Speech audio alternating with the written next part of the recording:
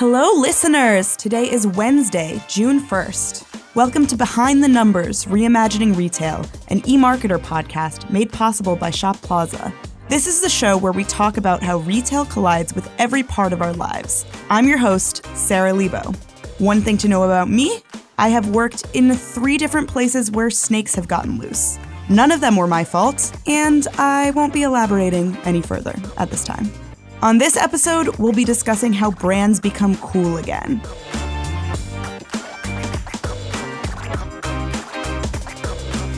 My guests today, they're back. First, it's Principal Analyst Andrew Lipsman. Hey, Andrew. Hey, Sarah. Great to be with you. I'm not saying you were at fault, but it does seem like you might have been the common denominator. I just was working a lot of places with snakes, and they're really smart. And my other guest, who won't have anything mean to say about me or snakes, it is Head of Retail and E-commerce Practice and Principal Analyst, Suzy Davidkhanian. Hi, Suzy. Hi, Sarah. You're right. I have nothing bad to say about you or snakes. See, Suzy's already winning this episode. Oh my God, you know how much I love to win. Okay. I have no right to give out a belt. Marcus hasn't bestowed that honor on me yet. Oh my God, I'm so excited that that's a potential. We'll talk. All right, it is time for news and reviews, where I give the news and our guests tell me their reviews. Today's headline comes from CNBC, and it is Klarna to lay off 10% of its workforce as souring economy hits buy now, pay later space. Suzy, your review in 60 seconds of this Klarna headline is... I was a little bit shocked because Klarna was one of the big darlings of the buy now, pay later movement. But at the same time, we know that they've been trying really hard to become a super app, which is obviously not a big thing in the US yet. And it is, rooted with retailers who are not doing especially well right now. So not really a surprise. Retailers aren't leaning into buy now, pay later maybe as much as they were once. And so there's your headline, 10% for workforce cut. All right. So taking the super app angle. Andrew, your review of this headline about Klarna laying off 10% of its workforce in 60 seconds is... I think it's unfortunately par for the course right now. There's a rationalization in the market forces at play. We saw Instacart have to take a haircut with their latest funding. So I think it's a pretty similar thing at play. Anytime you get a company into hypergrowth, right, they tend to get a little ahead of their skis. They get a little bit big. So I think this is probably kind of a natural correction, right sizing. Always unfortunate when people lose their jobs, but I don't see anything particularly dramatic about this beyond what's happening in the broader market. Interesting. Thank you both for your reviews of that headline. We're going to jump into our main topic now and our main segment. It is time for Retail Me This, Retail Me That, where we discuss an interesting retail concept. So today we're here to talk about brand revitalization and how retailers reinvent themselves to stay relevant. Before we dive too deep into that, Andrew, can you explain for me what a brand comeback is? Yeah, I mean, I guess in its simplest terms, it's, when you have an established brand or an established retailer, over time, growth stops, it slows down, and then oftentimes it goes into some sort of a decline. And oftentimes, right, that decline never really stops. And it ultimately spells the end of a company. But sometimes brands and retailers can get rejuvenated. So when they turn around that revenue, sometimes it can be a pronounced spike if they really capture a trend or the zeitgeist of the moment again. But really any trend reversal on revenue to me is what that means.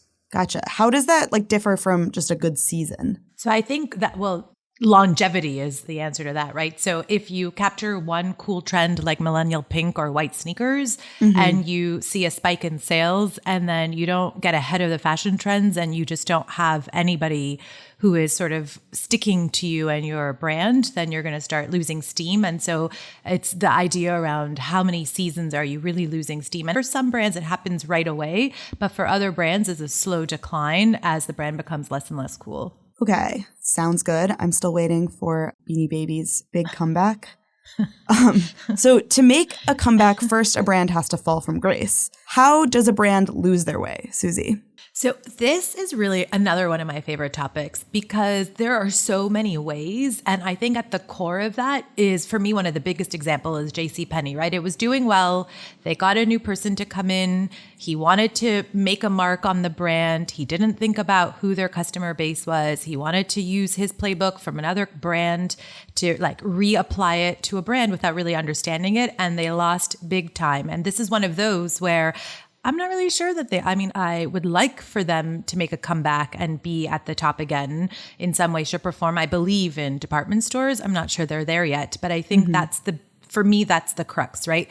Not remembering who your customer is and trying to change them too quickly. Gotcha. So losing touch with your core customer. Yeah, I mean, very related to that. I think, Sarah, you and I talked about D2C brands, and I've been covering that quite a bit lately. One of the reasons why disruptor brands were able to disrupt the industry incumbents was because those incumbents just lost touch, not just with their core customer, but consumer trends, right? You had millennial or Gen Z consumers come up who were very different. They had different needs. The world was changing around them. And you had a lot of brands that basically just were attuned to that. They knew the brand aesthetic that the consumers wanted. They messaged them correctly. They provided product features that had not been addressed. So I think just aligning with the modern consumer is essential. But, you know, a lot of brands that have been around for a long time kind of stick with the playbook that has always worked for them until it stops working. Or until they take that playbook, throw it out, and try and do something completely new that's not authentic, and then they lose their way all over again. So unfortunately, there are so many different ways that you can lose your way, but probably in addition to understanding your core consumer and who is actually buying you and what are the consumer trends that they care about, it's if you are not authentic about it, then you're going to probably start to lose them as well. Gotcha. So we have like losing touch with that core customer, losing touch with the trends that they're interested in, or like losing touch with the beat. It sounds like we were also talking about consumer experience. Andrew, I think that's what you were hitting on with like D2C, making sure you're meeting consumers where they want to be met, and then losing your brand, losing your heritage. Does that sort of cover it? Anything to add to that? Yeah, just on the customer experience, right? We see this a lot with coverage of department stores, for example, right? Department stores really held a very special place if you go back a generation or two. But we've seen a lot of them, frankly, the customer experience inside the four walls has atrophied. The merchandising isn't as strong, and consumers pick up on that over time. Or maybe there are certain aspects of customer service that are just terrible. And so you stop wanting to interact with a brand. A lot of D2C brands, frankly, did right by consumers early on by just having, accessibility. You could email with real people. It wasn't a call center. It wasn't this just like horrible customer service experience. So if you let that CX atrophy, you lose customers over time. Yeah. And the other thing that happens with department stores and other non-digitally native brands is that they get very excited, right? They see a little bit of growth and then they push out even further. So they dilute their own brand by being in too many places, and then they lose control over their brand. Over time, they lose control over the pricing. And then all of a sudden everything is on sale because it's out in the marketplace in too many places. It's too far. And so department stores need to cut back on the prices to get rid of the merchandise. And then all of a sudden that brand that was so cool is always on sale. And somehow that signals not so cool anymore. I think it's interesting that you bring up like exclusivity, because I cheated in preparing for this podcast. I phoned some friends and I asked them like what brands sort of they felt fit this bucket of having not been cool for a while and now being back. Every single person I asked who was like my age, a woman, said Abercrombie & Fitch, which when I was in middle school was so cool. But you brought up exclusionary. I looked this up. In 2006, their CEO said, "A lot of people don't belong in our clothes and they can't belong. Are we exclusionary? Absolutely." So on the other hand, you have Abercrombie & Fitch saying something absolutely offensive about plus size bodies. And I don't know that they saw immediate backlash from that, but that definitely is no longer the like in social concept right now. Fortunately, to some extent, we're in a little bit better of a space in terms of size inclusivity. And Abercrombie's clearly adapted. They're offering more sizes now.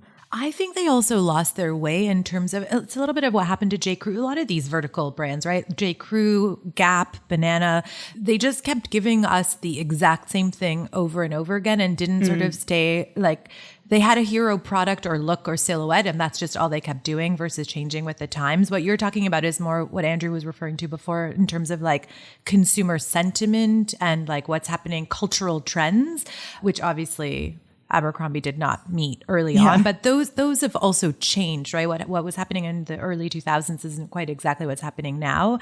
They are on the verge, I would argue, not necessarily, but some would say, like your friends, that they are making a comeback, and it's probably because they have thought through their offering in a very different way now. Very similar trend with Victoria's Secret, right? I mean, these are brands that were selling exclusivity.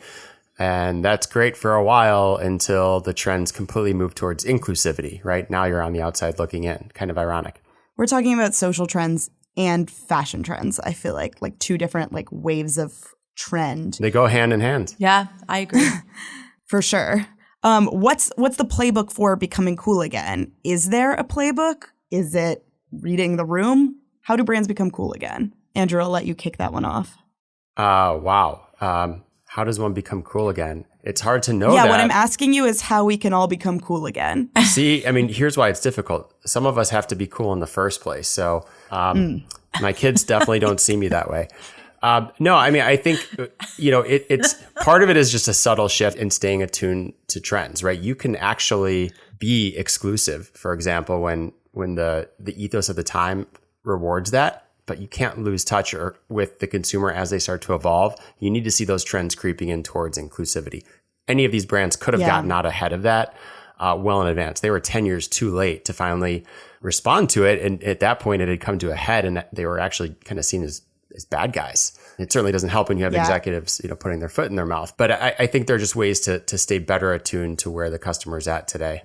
Yeah, so like staying on top of sort of forecasting, like where it's all headed. Suzy, anything to build off of that? Yeah, I think it's also if you can lean on your consumer insights team and get a little bit ahead. So it's both using forecasting from a sales perspective, but also forecasting from a fashion trends perspective, right? So if you can get ahead of the trends that are happening so that you're offering product, because you have to think about it 6 months to a year ahead of time, the designers. So if you can get ahead of it so that you offer what's cool when it's going to be cool, when mainstream America and or wherever you live is ready to buy that, then you're sort of going to capture and keep that cool. But if you fall behind, then you're not cool. I think that there's also some of the cool factors really just the aesthetics of branding.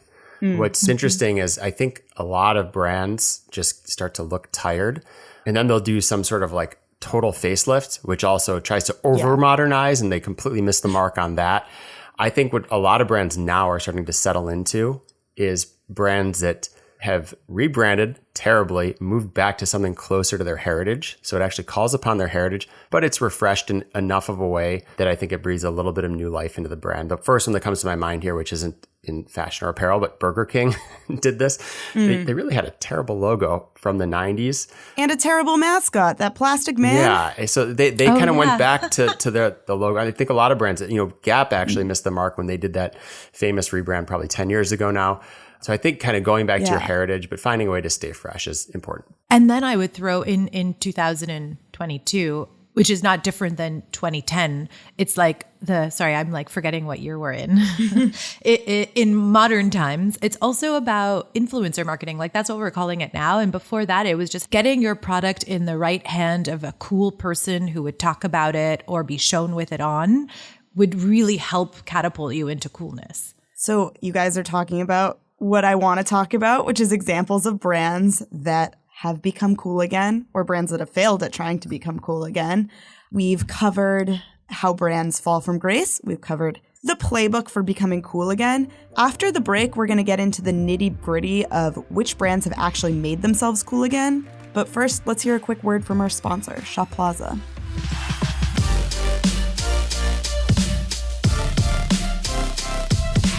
Your sassiest friend, e-commerce pal, and business bud.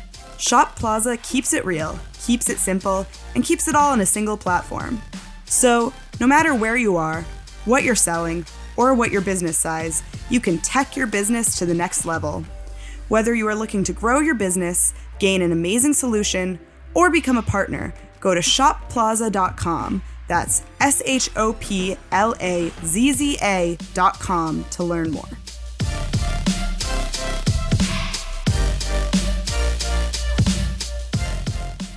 Now it's time for PopUp Rankings, where we take a look at specific examples and we rank them. So today I've asked Suzy and Andrew to share with me their top 2 brands that have succeeded at what I keep failing to do, become cool again. Pausing for Victoria to edit in a laugh track there. In addition, Suzy and Andrew are going to explain how other companies can borrow from these brands' playbooks and potentially become cool again.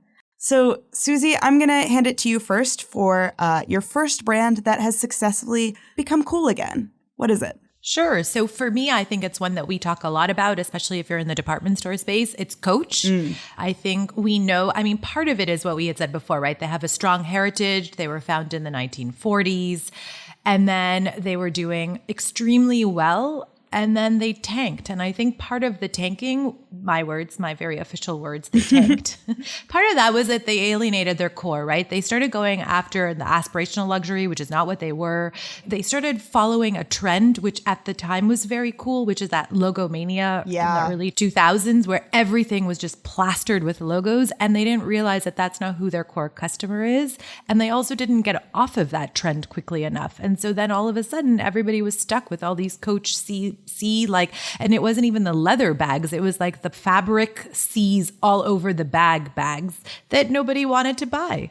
I won a denim bag covered in Coach C's in a raffle in 2009, and I used it all the time. And then one day someone told me it was an ugly bag, and I'd never thought of if it was ugly or not. I was like, it's Coach. Yeah, right. So they've become cool again? So 5-10 years ago now, they had a little big turnaround in that they started figuring it out, right? So they started pulling back on all the C logoed goods. They started going back to their heritage silhouettes. They also, which is one of the things we were talking about in the first segment, started doing collaborations with icons that weren't necessarily hand in hand with Coach as a brand to get a whole new consumer buy-in and get some legitimacy out of it. By icons, you mean influencers? Yeah, and even just iconic brands that were not synonymous with Coach. Like they did something big with Opening Ceremony, and nobody would have ever thought Opening Ceremony and Coach would go together.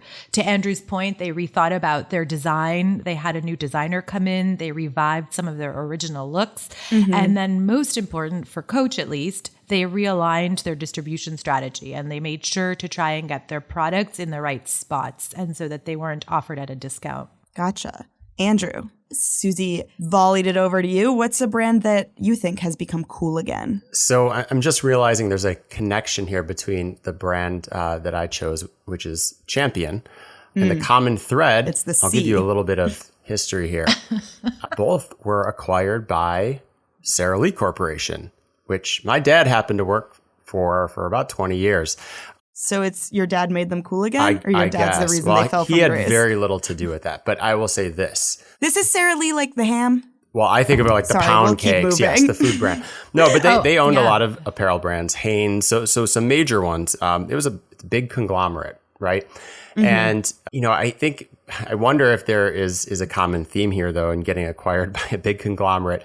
Because with Champion, I loved this brand in the early 90s. They were integrated into NBA uniforms, USA basketball, all the cool stuff of the early 90s that I was really into.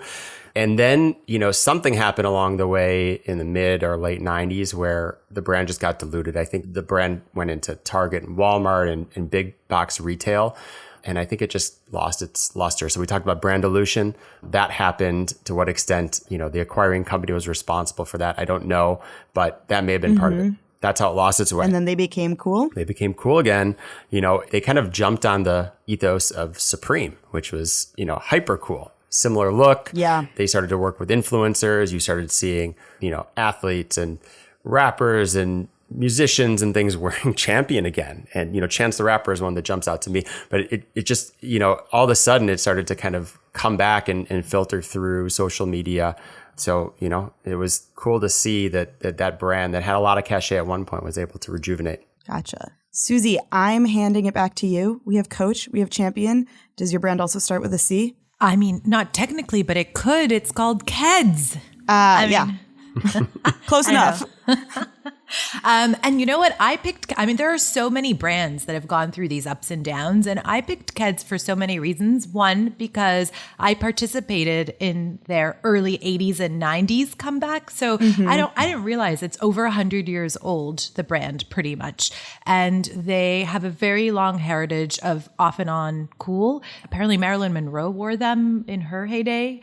And then they made a comeback in the early 80s and 90s with Jennifer Grey. Do you guys remember what her big movie was? Dirty Dancing. Dirty Dancing. That's it. Ferris Bueller's Day Off is the correct answer, by the way. If we don't bring a rom-com up every podcast episode, I quit. So she brought them back because she had them on white during. Keds. Yes, she had the white Keds on. And then it was also featured by Donna Karan on her runway. So it was like the cool factor plus the fashion credibility that helped it soar. And then it sort of started coming down again. And I think the reason they came down a second time was because they didn't realize, so they were originally thought of as a white sneaker, sort of a basic. And then all of a sudden, as Andrew had said, there are all these new brands that are coming up, right? And they're much cooler, and running shoes became a fashion statement. And now there was so much more competition, and Keds just wasn't keeping up. So they have revamped their assortment. They have much more color and much more patterned. And now they're back on people's feet again, like Emily, I don't know how to say her last name. Ratajkowski. Yes, she was apparently spotted wearing them not so long ago. I've been spotted wearing them not so long ago as well. But then you're cool. You know you've made it when the InStyle magazine's headline is "Forgotten Sneaker Makes a Major Comeback," and they're talking about Keds. Okay. Andrew, another CK sound? It is, in fact, another C. Really? What is it? Crocs. More shoes. More shoes I own. Yes. So Crocs, right, was like a fad in the early 2000s. I think early 2000s. And then it just tanked overnight, it seemed like. Kind of went away, or at least I wasn't paying attention to it for a long time. And I don't know, in my mind, it was the equivalent of like wearing socks with sandals, right? Just like I was always wearing socks with Crocs. So. the uncoolest of dads, that's what they wore. But you know, it actually had a couple of upturns and downturns. And what's interesting is most recently, it was starting to become cool again, or at least the revenue was increasing for a few years pre-pandemic. But then the pandemic came, and talk about capturing the zeitgeist of the casualization trend, right? Everybody's just walking around their house all day long. So Crocs really became cool in that moment. But I would say, you know, I was thinking about what would happen if Crocs really was uncool at that moment. I don't know that it would have been able to ride that trend. And when I say ride the trend, I think I was looking at the data earlier. I hope I get these numbers right. I think it went from 1.3 billion to 2.3 billion in revenues in the pandemic. I mean, that's huge. Wow. I gotta say, I'm still a Crocs wearer, especially in my house. I'm wearing the same pair of Crocs I got in 5th grade. So good for them for making durable shoes, but they're losing that new revenue. Although to that point, I did go to the Crocs outlet when I was out in the Hampton area, and I can't believe how expensive they are because their revenue has increased like almost twofold because they also have so many different silhouettes from the original Crocs. They have slippers that are lined with fake fur that are so soft, a little bit like a la Uggs, but they were so expensive. I was like, no, it's like a plastic shoe. There's no way I'm spending that much money on it. That sounds like fat margins to me, Suzy, and that sounds like a good business. I get. That's why I'm not cool, right? Because I would never spend that kind of money on plastic slippers. That is all we have time for today. We're going to continue the conversation of which one of us is the coolest off air, or you can email us and let us know what you think at podcast@emarketer.com. That's all we have time for today, though. I have to go figure out more information on how to becoming cool again. I was cool before, I swear. Thank you for joining me today. Thank you, Suzy. Thanks for having me. This was so much fun. Thanks, Andrew. Thanks, Sarah. And thank you to our listeners and to Victoria, who edits the podcast and who just told me she owns a shiny new pair of Crocs and has never once stopped being cool.